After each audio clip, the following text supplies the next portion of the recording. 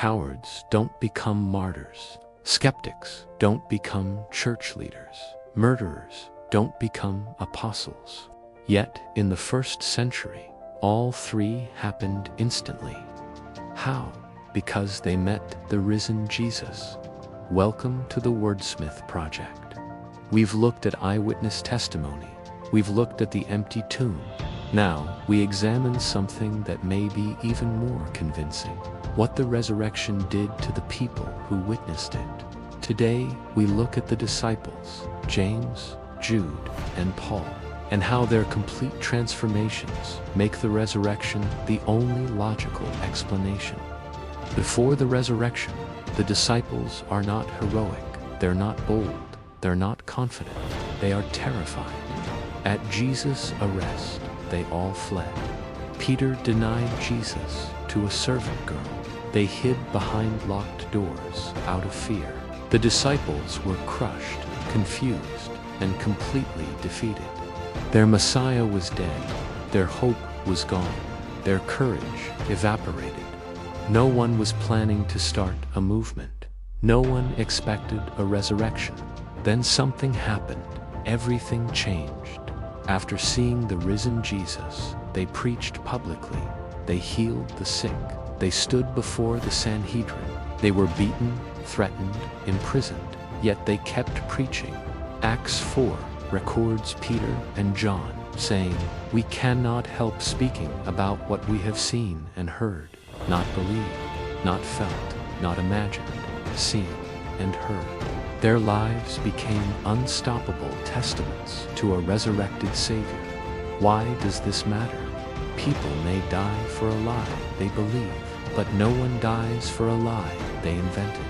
And yet, almost every disciple died as a martyr. They didn't die for a philosophy, they died for a sight. Nothing except a real resurrection explains this transformation. If anyone had reason to doubt Jesus, it was his own brothers. John chapter 7 says, "For neither did his brothers believe in him." James thought Jesus was out of his mind. He grew up with Jesus' hand, didn't believe he was the Messiah. But then, something happened. 1 Corinthians 15 records a powerful detail. Then he appeared to James. That changes everything. After the resurrection, James became the leader of the Jerusalem church, one of the most important early church figures, the author of the Epistle of James, and eventually a martyr. Why is this important? No Jewish man casually calls his older brother Lord, especially when that brother was executed as a criminal. Something undeniable happened. James didn't believe Jesus rose from the dead until he saw him alive. Jude, another half-brother of Jesus, was also initially an unbeliever.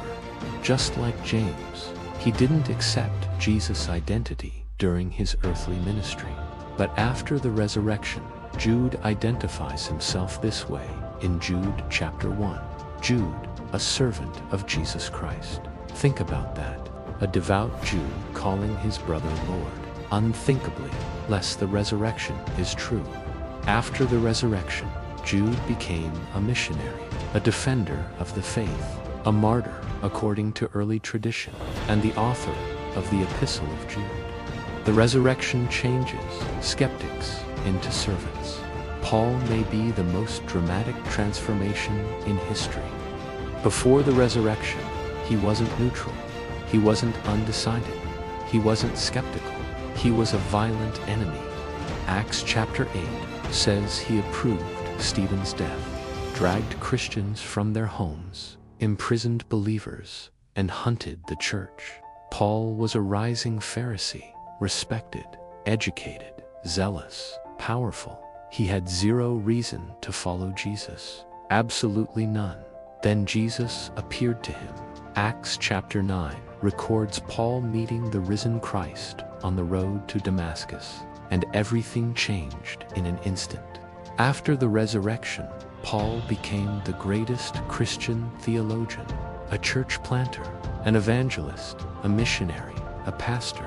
the author of 13 New Testament books, a man beaten, stoned, shipwrecked, imprisoned, abandoned, and eventually executed in Rome. What explains this radical shift? Paul gives the only explanation that makes sense. Last of all, he appeared to me also.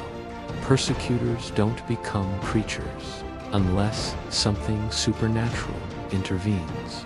The resurrection didn't just transform individuals, it transformed an entire group instantly. Consider this: a group of defeated fishermen living under threat, hiding in fear, scattered and confused. Within days, they became bold teachers, miracle workers, leaders, missionaries, martyrs, evangelists, and church planters. Entire societies were changed by them. Rome was shaken by them. The world was changed by them. Hallucinations don't do that. Legends don't do that. Myths don't do that. A stolen body doesn't do that. A lie certainly doesn't do that. Only one explanation fits. They saw Jesus alive. Here's something else powerful.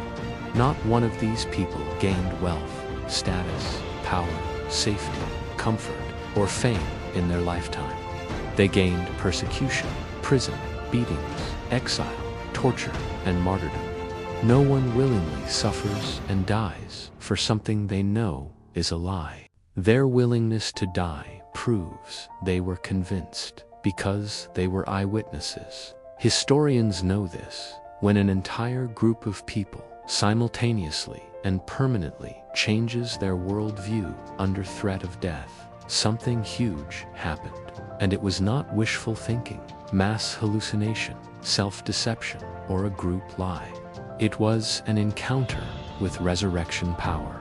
The transformation of the disciples, James, Jude, and Paul, is one of the most undeniable evidences for the resurrection. They didn't die for a belief. They died for a person, a living person. Eyewitnesses saw him. The tomb was empty, and the lives of these men and women were transformed forever. But here's the next question. What does history outside the Bible say? In episode 6, we'll examine Jewish historians, Roman historians, early church fathers, archaeology, and why even non-Christians confirm key facts about Jesus. Episode 6 is History Speaks, extra-biblical evidence for the resurrection. This is the Wordsmith Project. Like, share, subscribe, band. Join me in the next episode as we strengthen your foundation in the truth.